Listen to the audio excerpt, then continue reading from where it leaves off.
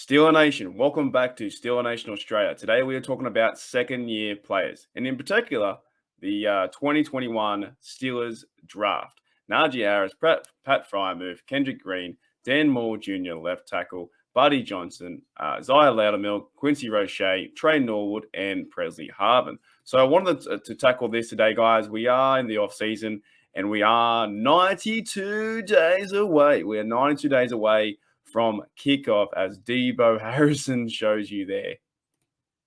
Debo, you're a legend. But let's get into the 2021 Steelers draft class and see what they can do in 2022. Najee Harris, I'm telling you right now, Najee's going to be a freak this year in 2022 with a new and improved O-line. We're bringing in Mason Cole, James Daniels at right guard, signing Chooks, and hopefully he can get better at right tackle. Also, Kevin Dotson and draftee Dan Moore Jr. getting bigger and better in the offseason too. I believe that Najee Harris will have a big year, and I can't wait to see what he can do. And when you think about it, there was ideas or, speculation, or did we reach too far to get Najee in the first round? You shouldn't take running back in the first round.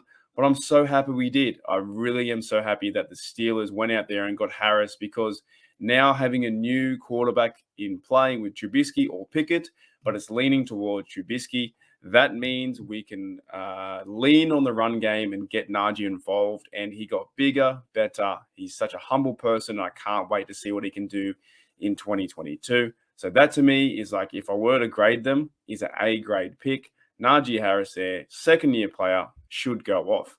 His teammate, or, offensively his teammate, Pat Fryermuth, into his second year as well. He's having more fun. He's working out together with, Zach Gentry. And those fellas look like they're having fun. The brotherhood is real. So I'm kind of keen to see what that Fryermuth can do in this offense, with Trubisky playing more play action under center and getting Fryermuth to involved in the run game. Can't wait to see that. So that to me also is a good pick there, that for second-year player, Pat Fryermuth, I think he will go off. Next, we have Kendrick Green, center. There is also talk now that Mason Cole will be center. So maybe that Kendrick Green might back up in center, or he might move to more of a guard role and take on Kevin Dotson and work with him, and maybe there's an open competition. We shall see with the training camp how that pans out. Dan Moore Jr., offensive tackle, left tackle. I think he will have a big year too. He played quite well last year. Pretty physical guy. I went back and watched yesterday. I watched the preseason game, the first half, the Steelers versus Cowboys. And there was one run that I saw that Dan Moore just got out in front and just muscled a guy. I know it's preseason, but it's still football, right? It's still football. And he went out and muscled a guy right to the ground. So if you go back and look at some of Dan Moore's highlights, he's a big, strong, physical guy, and we need that on the left tackle. Him and Dotson, or him and Green working together, can open holes up for Najee, and that's going to be key. So we have Dan Moore Jr. is heading into his second year. Buddy Johnson is a guy, middle linebacker, that didn't get too much playing time last year, but I'm excited to see what he can do. I predicted him in my 53, so I believe he'll be back up behind Miles Jack and Devin Bush, along with Spillane. I think he will make the roster. I don't think he gets on the practice squad. I think he has more playing time. I think Buddy Johnson will come out and also be physical, and I think he will take Marcus Allen's spot. Moving along, Isaiah Loudermilk, looking like a Cameron Hayward 2.0. This guy also got better. I saw an interview too. in the Steelers locker room, a lot of reporters around him. I think he's confident this year. I think second year, I think he have more playing time. I think now with the recent retirement of Stephon Tuitt, who's going to fill in that role? Will Chris Wormley be there? But I think Loudermilk will go into his second year being more confident, having the off season. He's built bigger. He's ready to play. And he could have some snaps behind Cameron Hayward too in this year. So, and this defense is set for that. We have also rookie DeMarvin Leal too, that he can be working to the rotation. So I think the defense with Hayward, Alualu, and Wormley at their starters, then these guys like Loudermilk and Leal will also be rotational players. So I can't wait to see that 100%. That's going to be awesome. He's got a crazy last name, but he looks like a guy that can work out for the Steelers' future. Now, Quincy Roche, linebacker, He's now playing for the Giants. We won't even talk about him. That's fine. He's not part of the team. Right, next guy is Trey Norwood, safety or, cornerback or slot role or whatever, secondary guy. You can't pinpoint this guy to what he can do. And I also look back at the game I watched yesterday, and I encourage you guys to do this if you have a chance. I know it takes a lot of time to watch old games, but when you watch old games, try and pinpoint out certain players. So yesterday I was watching the preseason game, the Steelers versus Cowboys, and I was watching Dan Moore play and see how he played the first half. Now I did run out of time. I'm a busy man. I'm doing stuff, and you guys are too. But I also paid some focus towards Trey Norwood in the first game of preseason. And there was one play. Where the Cowboys quarterback Garrett Gilbert he ran out of the pocket, right? He was chased himself in this particular play. He ran out of the pocket, went out to the left, and Trey Norwood was playing the left on your screen was playing left safety. He realized the play straight away. He realized as Garrett Gilbert was going the other direction, right?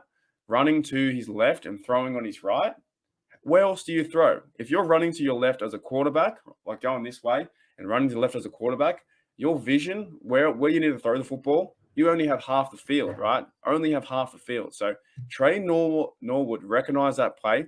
He was playing safety, and he watched the eyes of the quarterback and trailed him the whole way. And as he trailed him the whole way, he almost intercepted the football. I wish I could show you guys, but there's too many copyright laws, and I don't want this channel to be done. I'm trying to grow the channel. I'm trying to get to 500 subscribers. I'm trying to get there. But you go back and watch that play. It's fantastic. Gilbert ran out of the pocket, went left. As he's going left, his only option is pretty much 25% of the field on the left-hand side.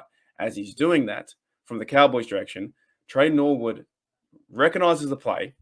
He recognizes the play and chases down and follows the quarterback's eyes because he knows it's only going one way.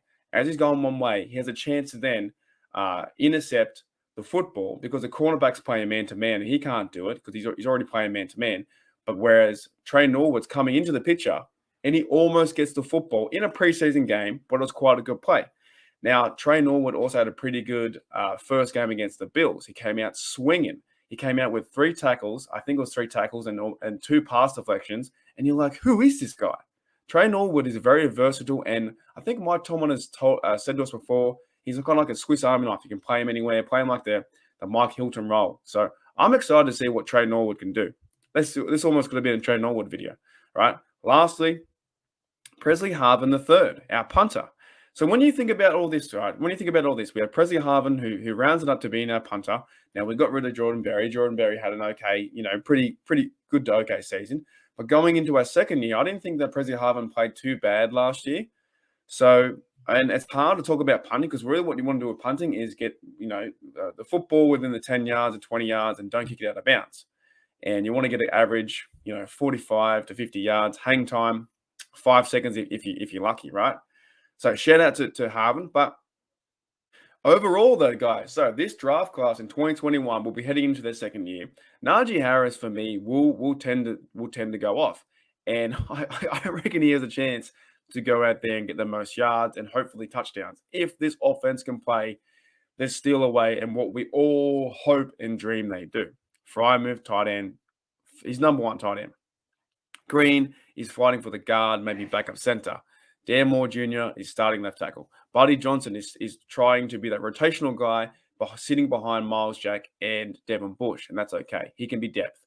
Isaiah Loudermilk can be also that guy at depth. And the rotational guy sitting behind Hayward and sitting behind probably Wormley. Right? No Roche, Trey Norwood we talked about, can be used in those nickel packages and also can be used as our 3rd or 4th cornerback.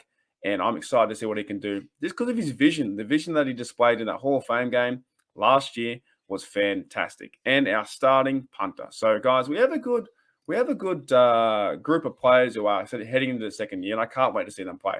I really can't. I think it's going to be tremendous what Najee can do. And I'm very keen to see what Buddy Johnson and what Isaiah Loudermilk can do heading into their second year. Right, because we do know the Steelers takes a long time for those defensive player guys to get into the lineup. So can they crack the lineup? Can they start to be impactful on this Steeler defense? Thanks, guys, for checking out the channel. Thank you for checking out Steeler Nation Australia. And if you do like the content and you made it this far, hit that sub. I'll see you later.